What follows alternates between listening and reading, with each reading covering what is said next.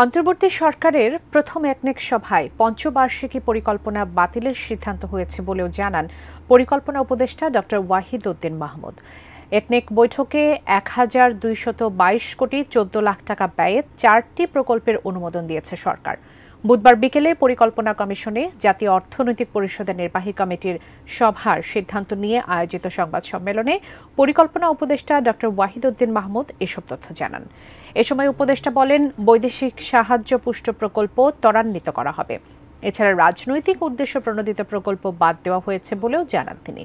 প্রকল্প বাস্তবায়নের ক্ষেত্রে সংশ্লিষ্ট মন্ত্রণালয়ের সক্ষমতা বাড়ানো হবে বলেও জানান পরিকল্পনা উপদেষ্টা।